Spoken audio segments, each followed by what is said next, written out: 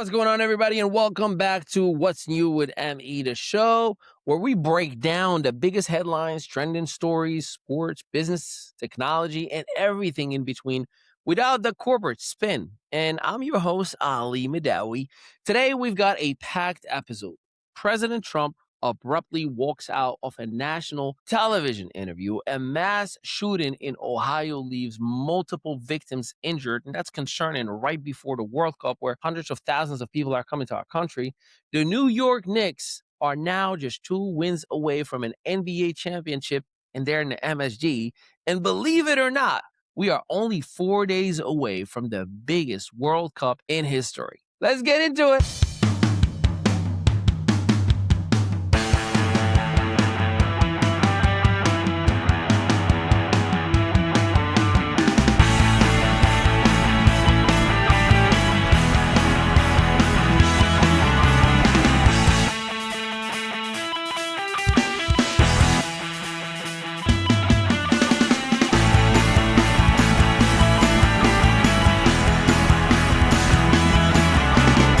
Segment 1, Trump walks out of the interview. So let's start with politics. President Donald Trump made headlines today after abruptly ending an interview with NBC's Kristen Welker, and it wasn't pretty. Talk about meet the press or not meet them at all. According to reports, the interview became increasingly tense when questions turned towards Trump's continued claims regarding the 2020 election and requests for evidence supporting those claims. The exchange reportedly escalated. Trump criticized NBC as biased network and then ended the interview before it was completed.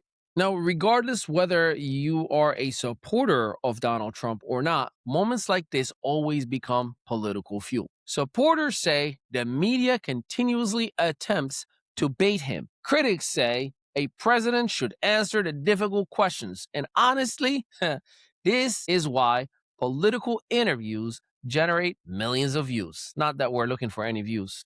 It's not like it pays the bills or anything. Nobody watches when everybody agrees. Trust me.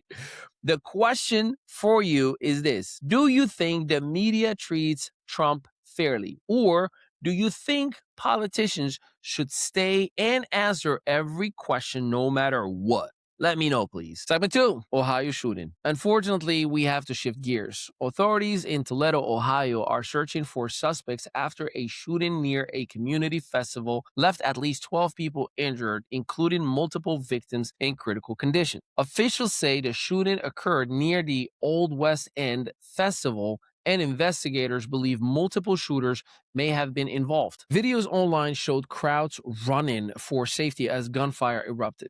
The remainder of the festival was canceled while police continue their investigation. Every time a story like this happens, people immediately divide into political camps. But before any of that, there are real families right now that are dealing with injuries, that are dealing with trauma and uncertainty. And that's something that every American should be able to agree is unacceptable, especially we got the World Cup coming up in 4 days. And I'm talking about hundreds of thousands of people that are coming and flooding our country. How are we going to handle it? Our thoughts are with everyone impacted by this tragedy. Segment 3, Knicks are 2 wins away. Okay, New York, let's talk basketball. Because I was in Manhattan last night. You guys are crazy. Because Knicks fans haven't been this excited in decades, literally. The New York Knicks currently lead the NBA Finals 2-0 over the San Antonio Spurs after winning the first 2 games in San Antonio. The next 2 games shift to the Madison Square Garden, New York.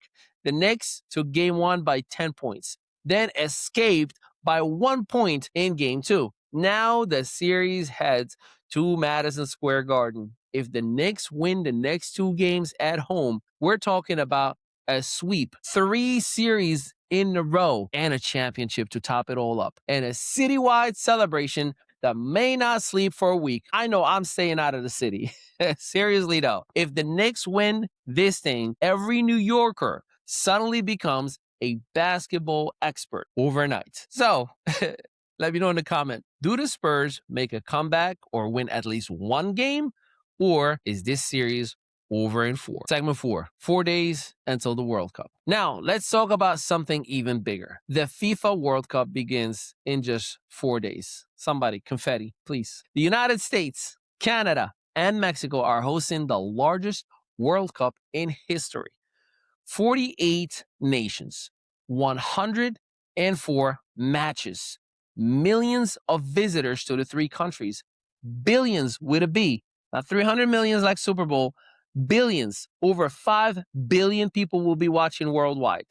What does that mean for everyday Americans? Well, for most Americans, it means a few things. More tourism, more hotel bookings, more restaurant traffic, more local spendings, more jobs connected to event transportation. What's up, Uber drivers? Hospitality, servers, bartenders. By the way, they don't tip over the world, so you have to let them know. And entertainment as well. If you're not a soccer fan, this is holy month for FIFA. For football fan, the economic impact is going to be massive. Ticket prices, if you have looked at the ticket prices, you probably experienced a small heart attack.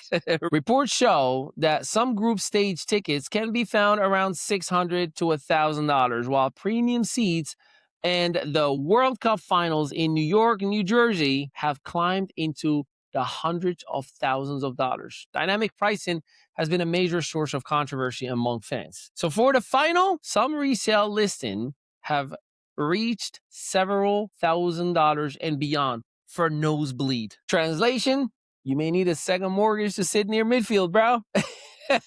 So here is my prediction, right? Like this is where it gets crazy. My prediction, I think Morocco is going to go beyond the semifinals this year. I know I'm biased. I was born there. I was raised there until I was 16.